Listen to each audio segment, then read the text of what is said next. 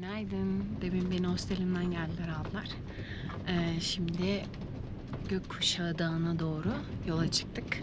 Kuşağı Dağı yani Rainbow Mountain 5200 metre yüksekliğinde ve oraya kadar tırmanacağız. Bayağı zorlu bir yürüyüş olacak ama deneyeceğiz. Bu arada bu Cusco'daki 4. haftam yani son haftam. İlk hafta farklı turlara katıldım. Sacred Valley, Salinares gibi. Onun dışında 2 günlük Salkantay Trek'imi izlediniz. Onun sonrasında 2 hafta boyunca gönüllü işi yaptım. Şimdi de tekrar hostele geri döndüm. Bir hafta hostelde kalıp yani 6 gece hostelde kalıp Aguascalientes'e geçeceğim. Aguascalientes, Machu Picchu'nun yakınlarında bir kasaba. Orada 2 gece kalıp Machu Picchu Dağı'na sonunda tırmanacağım.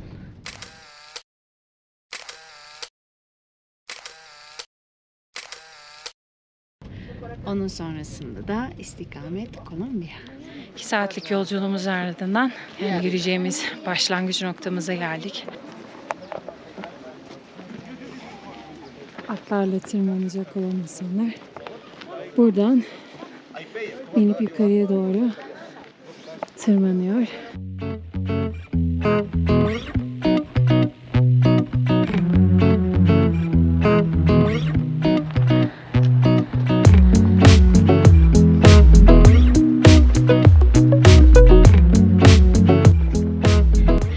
Ekipteki çoğu insanlar yerli turist değil ama Latin Amerikalı, Kolombiya'dan gelen var. Arjantin'den, Brezilyanlar çok turist olarak Cusco'da. Birçok Brezilyanla tanıştım.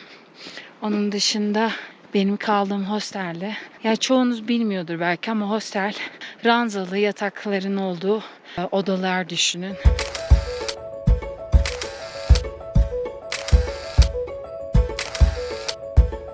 Kaldığım odada da tesadüfen hep ya Kolombiya'dan gelenler ya Kolombiyalı. Dün bir Kolombiyalı kızla tanıştım.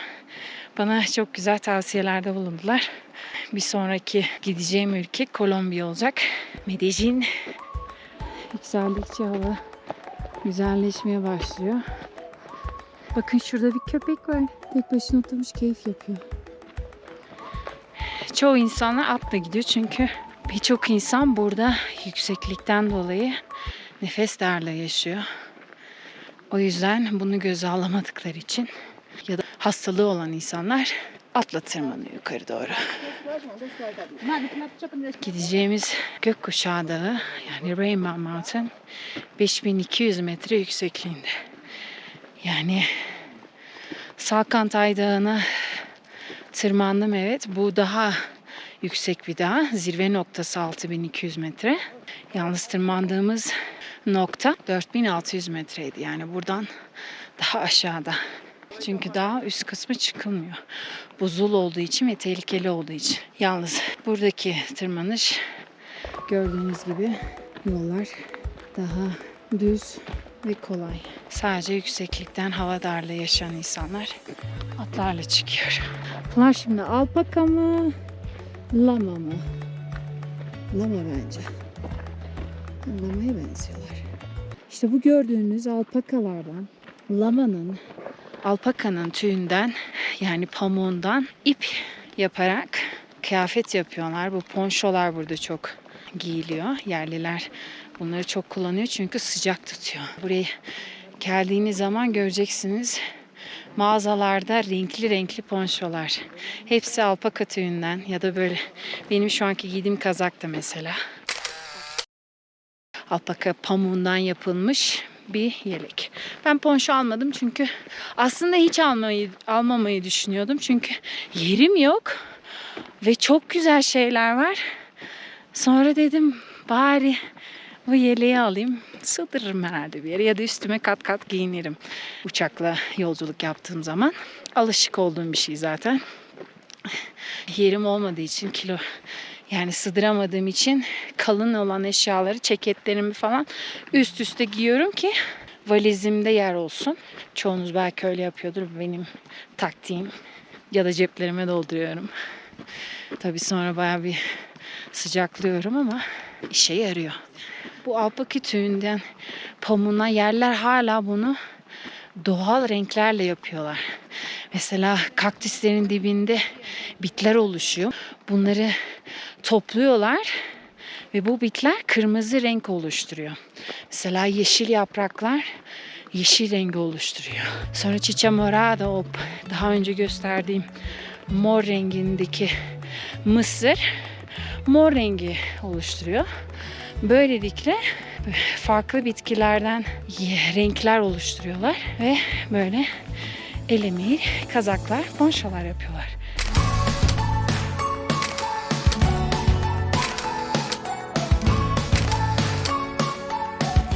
Şimdi bu bir hafta süresinde birazcık dinlendim.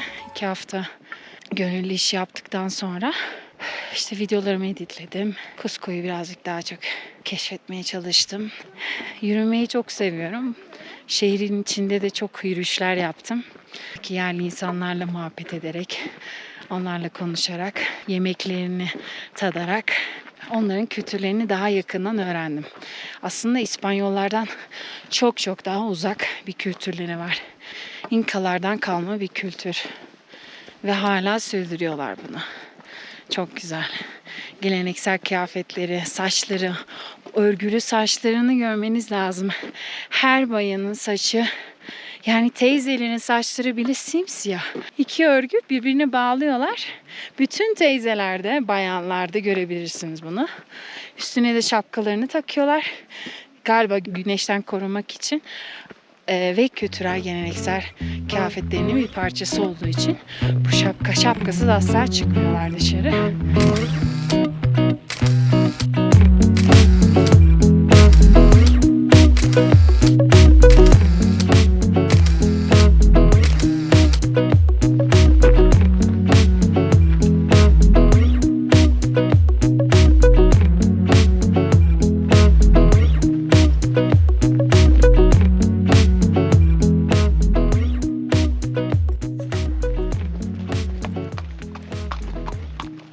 Önceki videomda kalanın dışında taşları dizip dilek tutmak var. Bakın burada herkes taşları üst üste dizmiş. Galiba dilek tutmuşlar. Nasıl bizde Türkiye'de ağaçlara mendili bağlıyoruz, dilek tutuyoruz. Onlarda da böyle bir batıl inanış var.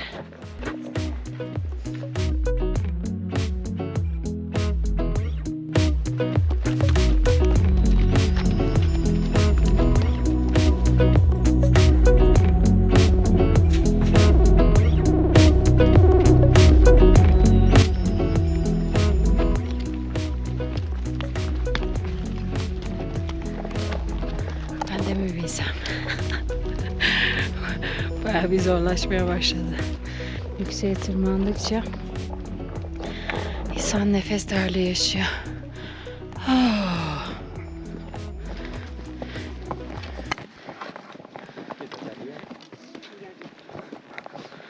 Atla gidiyorum.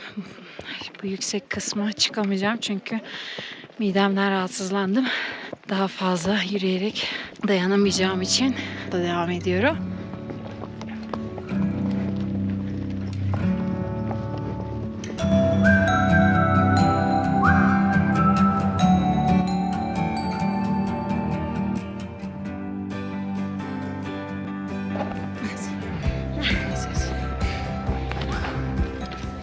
Hiçbir kısım kaldı geriye. Abi ben de ta tepeye kadar bırakıyorlar zannettim. Değilmiş.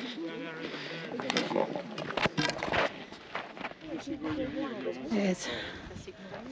Bir noktaya yakınlaştım. Şuradaki, bilmiyorum görünüyor mu? Şurada beyaz çadırlar var.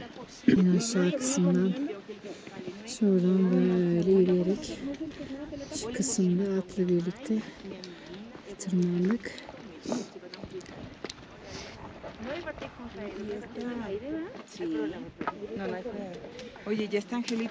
Abi bayağı yorucuymuş ya. İnsan nefes nefese kalıyor tırmandıkça. Bakın burada birazcık gökkuşağı dağları görünmeye başladı. Keşke güneş de açsaydı. Çünkü bu dağları tabii güneş açtığı zaman renkler daha parlak oluyor. Ve zirve noktaya ulaştık.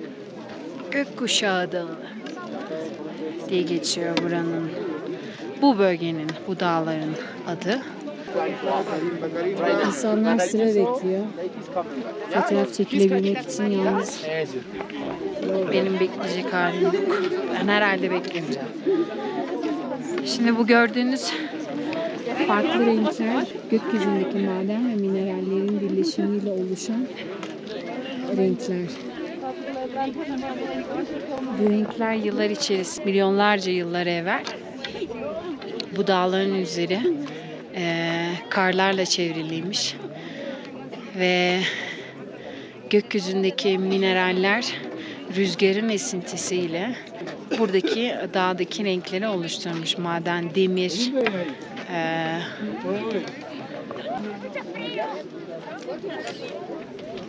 şu arkadaki gördüğünüzde Red Valley, Kırmızı Kanyon diye geçiyordu. Şu en üst kısımda zirve nokta. Oraya çıkabilecek miyim bilmiyorum. Hiç halim yok. Ah. Durdu midem şimdi ağrımaya başladı. Tam zamanında yani. Hadi çıkalım o zaman. Benim grup dağıldı. Nerede bilmiyorum. Midem ağrıyor. Hadi bakalım oraya kadar da çıkalım. Sonra geri döneceğim.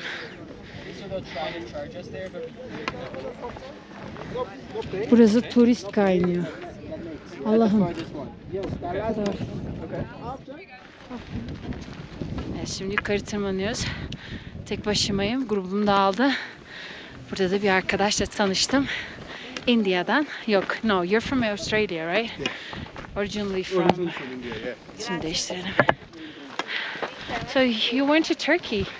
I started in February.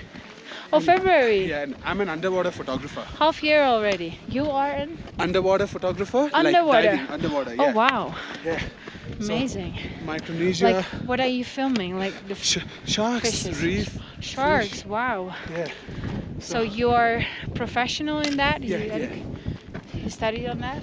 No, I didn't study, self-learned. But Oh. yeah, Wow. kind of professional, yeah. And So, you're doing that like in all these countries in South Yeah. America? so I went to Micronesia, then Guam, then Palau, then Malaysia, Philippines, Oh wow. Indonesia. And how long did you stay in each destination? About between 3 weeks to 5 weeks. 3 to 5 weeks. Oh wow, cool. Really long. And then Indonesia, then went back to Australia for 2 weeks for my business, and then went to Greece for 1 month, Turkey for 1.5 months, then went to Ecuador for 1 month. So Turkey, when was that? 2 months ago. Which cities did you visit? Very bad with names. Only thing, Istanbul, Istanbul, Cappadocia, sí, um, Antalya, Alanya, Antalya, and İzmir. Izmir, yes. So, yeah, those names are like, you know, it's hard for me to remember. Pamukkale. Mumukamale, yes, yes, yes. Oh, By you went bus, to many places. In a bus, yeah. And Which place did you like most? I left Cappadocia Ah, yeah, Cappadocia is like and loved Istanbul like as well. Flintstones, right? And then I took a boat and then went to Crete in Greece. And that's how I started my tour. So you started first in Turkey. and then Greece. Yeah. And then Greece, Crete, Rhodes, Santorini, Mykonos, Oh, nice. I really want to go also to Athens. Greece. And Which place did you like most in Greece? I didn't like Santorini and Mykonos too much. Because it's touristic? Fucking touristy. Yeah, but Like- here as well. Look how many tourists. True, yeah. But there's like, and it's a rip-off. It's like fucking $5 for a bottle, €5 for a bottle of water. You know? 5? Yeah. like a meal, lunch, Wait, $5? 5 euros. Euros. Yeah, in some places. Oh wow. For a Yunanistan'da lunch is 5 costing you euro like veriliyormuş. 20 euros. Şişe Like, suya. Oh wow, that's really expensive. it's super expensive. Like the hostels are like 50 euros a night. Oh wow. Hostel. Hostel, yeah. 10 bed dorm. Oo. Benim buradaki hosteller geceli 8 euro, 10 euro, 12 euro. O civarlarda. Yunanistan'da geceli 50 euroymuş. But wait, was it an expensive one? Like Nah. a fancy hostel? It was the cheapest one I could Because find. fancy hostels here are as well 50 euro. No, it was the cheapest one I could find. So En ucuzu 50 euroymuş. yeah, now I'm here. Then I go to Bolivia. Ha, Bolivia. Then I go to India for my friend's wedding. Ah, cool. Then I come back to Mexico. Then Nicaragua. Indian wedding. Yeah. I really want to go so once in my life to an Indian Oh, wedding. I'll invite you to mine. To yours. Yeah. Are you engaged? Oh, I will be very soon, I guess. Oh, In like a okay. year or so. Do you want to have a big Indian wedding? I don't, but my parents do. Yeah, so you need to do it then, right? Yeah, Indian Kendisi. weddings, people spend like $200,000, Yeah, it's $300,000. It's ridiculous. If Buradan- you donate it to poor people and build houses for them, Yeah, I think that's better. yeah. Denis, mira, es que está roca.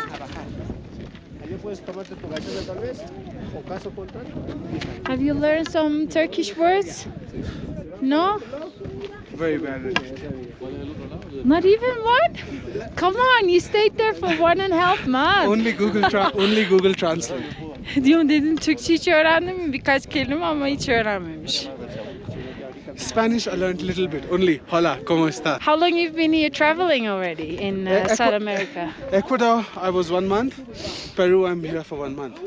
2 aydır Güney Amerika'da geziyormuş. Have you been to the Netherlands? Yeah, I love the Netherlands. Amsterdam? Amsterdam, Rotterdam. Tam. Evet. Zirve noktaya ulaştık. Önümde burada fotoğrafçı sıra bekliyor. Well, I can take some here. How old I are don't you? want to wait in the queue. How old are you? 31. Yeah, right. You don't. 31. I don't look. You don't look 31. I look younger, right? Yeah. Yeah, I think so too. But kırışıklar başlamaya başladı. Yaşımı sordum dedi. 31'im dedi. Göstermiyorsun dedi. How old are you? How old do you think I am? I think you're younger. How I old? think you're 28. Oh, close. 37. 27, yeah. İyi tahmin ettim. 27 yaşındaymış. Okay.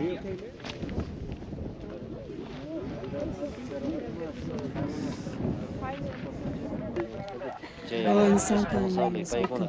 Geleneksel kıyafetleri koyuyor. Kıyafet giymiş kadın. What was your name again? Rohit. Rohit. Rohit'le birlikte takılıyoruz şimdi.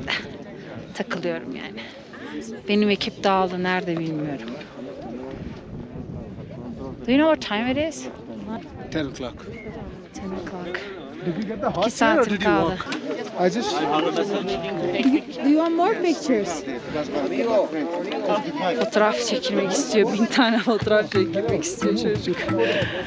Artist olacak herhalde. Aşağı doğru iniyoruz. Geri dönme vakti geldi. Bitti. Bu kadardı. Red Valley'e gitmeyeceğim valla. Enerjim yok. Yani Kırmızı Kanyon'a gitmeyeceğim. Çünkü bayağı yüksek, soğuk ve yoruldum. Bakın mesela şu adamın giydiği alpakadan yapılmış değil. Fabrika iş. Görüyor musunuz?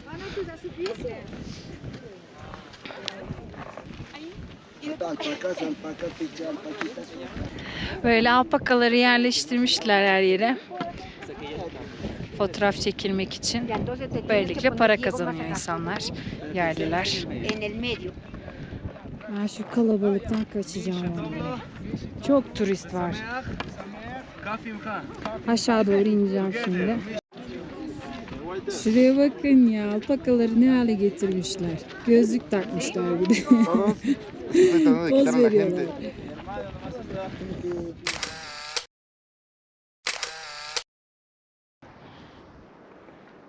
Dönüş yolundayız.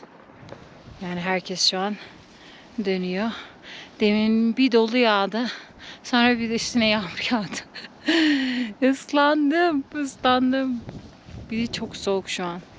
Bakın sanki göl gibi bir yer var. Görüyor musunuz?